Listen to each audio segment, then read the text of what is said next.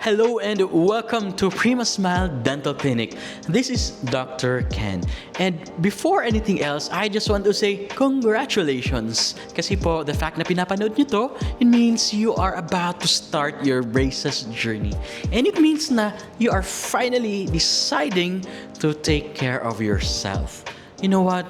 May patient kami na sabi niya, Doc, ang tagal ko na pong gusto magka-braces pero ang dami ko pa pong inaalagaan. And that's okay. That's very, very noble. You know? And sabi niya, and finally, Doc, today's the day na ako naman ang alagaan ko. We also had a patient na sabi niya, Doc, mag-i-start ako ng new job. And I want a look na parang mas maging professional ako. Also, we had a patient na who said na, Doc, this is how I just received my first salary and gusto kong i-celebrate itong milestone na to by having a brace. Diba? Ang ganda po. We also have a patient na nasa difficult na situation and he or she said na, oh, I want to move on, Doc. And this is my way of moving on. Meron naman din na wala naman talagang like super deep reason. Gusto lang talaga nilang maayos yung kanilang smile and that's okay. Whatever your reason is, we are happy na andito po kayo. And thank you for choosing Prima Smile. So, itong video na to, baka nagtataka kayo bakit may series.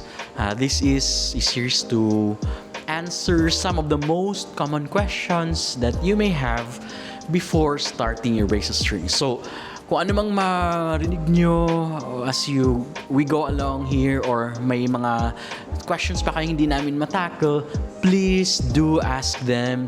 Ask our doctors, ask Miss K, ask me kung may mga questions pa kayo. So, para pag nagsimula tayo or bago tayo magsimula ng braces, maging clear po ang lahat. Alright? So, dito sa video na to, pag-uusapan natin yung most important thing na gagawin natin para maging successful po tayo sa ating braces journey. And ano po yung one thing na yun? That one thing is ang regular na pagpunta for your monthly adjustment. At bakit? Bakit kailangan ng monthly? Now, sa experience po kasi namin, may mga patient na possible galing sila sa ibang dental clinic or possible naman galing sa amin na nagtatanong, Doc, bakit kaya na parang mas lumala yung naging yung ngipin ko nung nag-brace?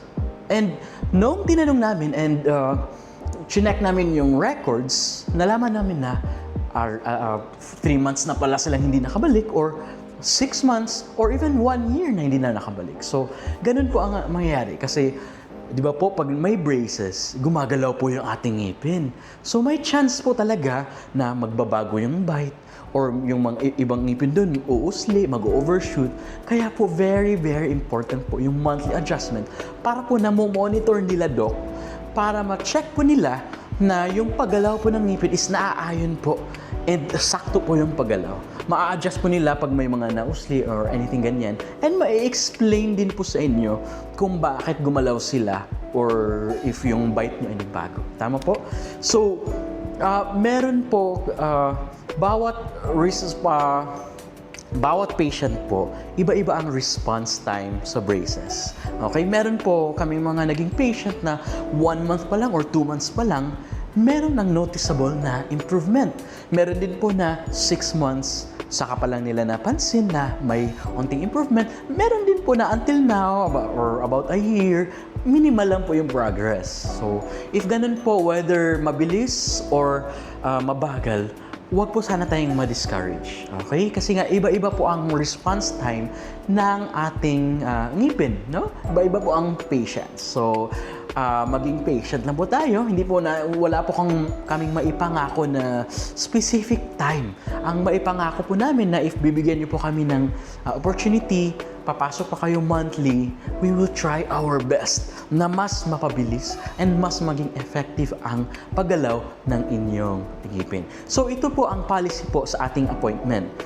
As much as possible, okay? This is very important. As much as possible, consistent po tayo sa day. For example, nakapitan po tayo or nagpa-adjust po tayo today. Today is July 12. So, ibig sabihin, ang next na appointment natin, isa-set na po natin agad. Like, set na natin for August 12. So isipin po natin kumbaga para siyang monthsary ninyo sa braces. So every 12 of the month, monthsary ko sa braces.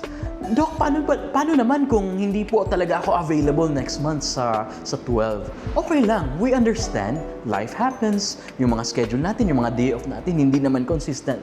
Okay lang po, basta as long as you message our clinic, you message us ahead of time, sabihin na, Doc, hindi po ako makakapunta sa 12, hindi po ako makapunta sa ating monthsary, Doc. Okay lang po. We will try to reschedule kung ano yung time na nag-work po sa inyo. Hopefully, malapit lang din po dun sa 12, no? Malapit lang. So, you can actually even call us during our clinic hours. Yung clinic hours po namin is, we are open Sunday, Monday, Tuesday, Wednesday, Thursday, and Friday, 10 a.m. to 5 p.m. Yung close po namin is Saturday. Yun po, every Saturday we are closed. And you can always chat us naman. Pag clinic hours, we will reply as fast as possible. If after hours, like sa gabi, pwede pa rin kayo mag-chat and we will try as soon as we are able to reply.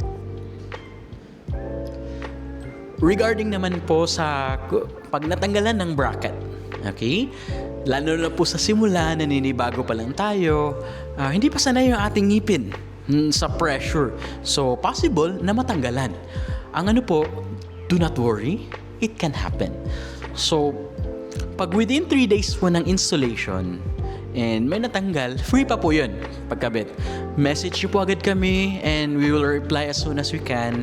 And pwede nating i-schedule po yung re-cementation po. Ang tawag natin sa procedure na yan. So, Doc, Ma'am, Sir, natanggal po, ganito, ganyan. Don't worry. Susolusyonan natin yan. Now, if after 3 days na po from installation natanggal, magkano lang po tayo ng minimal charge. So, per bracket po na natanggal is 100 pesos. So, very important thing po, pag natanggal is, i-keep po natin. Okay? Kasi po, pag nawala, medyo may extra charge po tayo. So, per bracket po is 500 pesos. Okay?